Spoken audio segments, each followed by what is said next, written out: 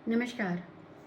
भारतीय परिवारों में जब भी बराबरी की बात होती है तो स्त्री पुरुष के संबंधों की सारी बहस आकर के टिक जाती थी यूनिफॉर्म सिविल कोड के ऊपर कि कैसे, क्योंकि अलग अलग पर्सनल लॉज हैं, इस वजह से कानूनी बराबरी नहीं है, इस वजह से कुछ विशेषाधिकार हैं जो पुरुषों को मिले हुए हैं।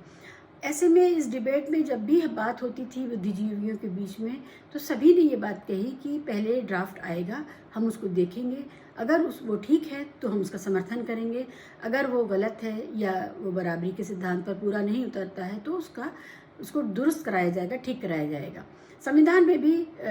आर्टिकल 44 में इसका प्रावधान किया गया है। तो अब सवाल ये पैदा होता है कि जब यूसीसी का पहला ड्राफ्ट उत्तराखंड से आया है, सरकार ने रखा है, तो इसके ऊपर गहन चर्चा होनी चाहिए। इसका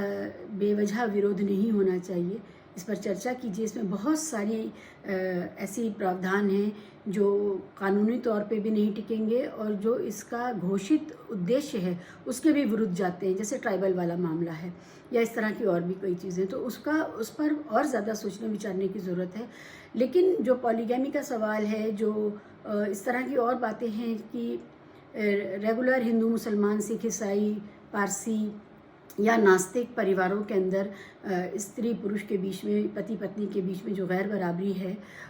उसको ख़त्म करने की बात है, तो उसका स्वागत होगा, होना ही चाहिए। और एक सभ्य समाज के तौर पे ये बहुत ज़रूरी है कि किसी को भी ये इजाज़त ना हो कि वो पत्नी को धोखा दे करके या पति को धोखा दे करके एक शादी में रहते हुए दूसरा जीवन साथी साथ ले आए। और जो एक एक्सक्लूसिवनेस होती है, ख़ासियत होती है पति पत्नी के रिश्ते की, उसको वो दरहम बरहम कर दें। तो इस लिहाज से यूनिफॉर्म सिविल कोड का जो ड्राफ्ट आया है, उस ड्राफ्ट के आने का जो अमल है उसका तो स्वागत रहेगा। अब इस पर गहन विचार होना चाहिए। सरकार को चाहिए कि इसमें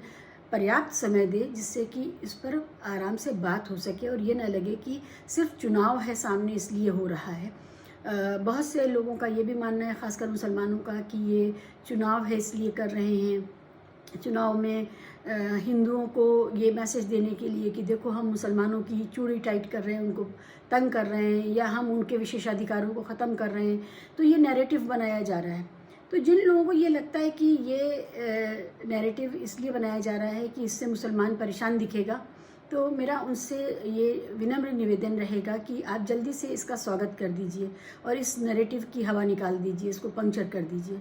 और कहिए कि हम इसका स्वागत करते हैं और हम सब लोग, अब हिंदू, मुसलमान, सिख, ईसाई, हर भारतीय यूनिफॉर्म सिविल कोड के इस मसविदे पर विचार करें और इसको किसी धर्म विशेष से ना जोड़ करके पूरे समाज से जोड़ करके देखना चाहिए। बहुत सी इसमें ऐसी बातें हैं जिससे मुझे भी एतराज़ रहेगा, जैसे लिव इन वाला जो मामला है और जो शादी वाला मामला है उसमें, और जो मैरिजेबल एज का मामला है, वो सब चीज़ें ऐसी हैं कि भाई अगर आप बिना शादी किए हुए लिव इन रिलेशनशिप में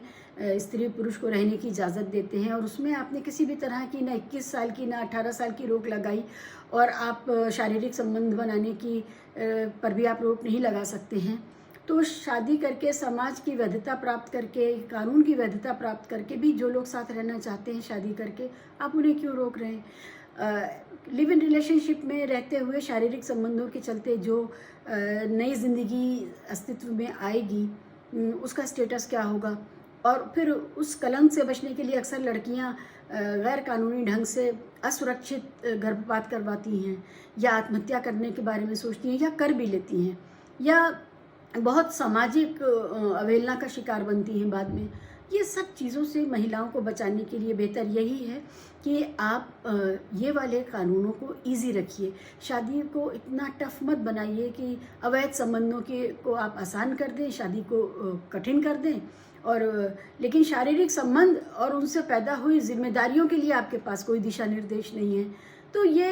एक समाज के तौर पे हम परिपक्वता जाहिर करें और इस मसले को हल करें, क्योंकि इस दौर में जब लड़कियों की उम्र वैसे भी बढ़ रही है शादी की, तो लेकिन कुछ केसेस में जहाँ लड़कियाँ अपने जीवन साथी चुन के साथ रहना चाहती हैं, उनके रिश्तों को अवैध क्यों रखना है? तो ये सारी बातें ऐसी हैं कि आपको एक समाज के तौर पे हम लोगों को गहराई से इस पर सोचना चाहिए। बहरहाल यूसीसी के ड्राफ्ट का स्वागत है, उस पर गहन विचार विमर्श हो और महिलाओं को सब परिवार के अंदर, रिश्तों के अंदर बराबरी और इंसाफ ये दोनों मिले, ये बहुत ज़रूरी है। इसलिए यूनिफॉर्म सिविल कोड को पूरे देश के लिए भी अगर लागू करना है तो जल्द से जल्द उसका ड्राफ्ट सामने आना चाहिए। शुक्रिया।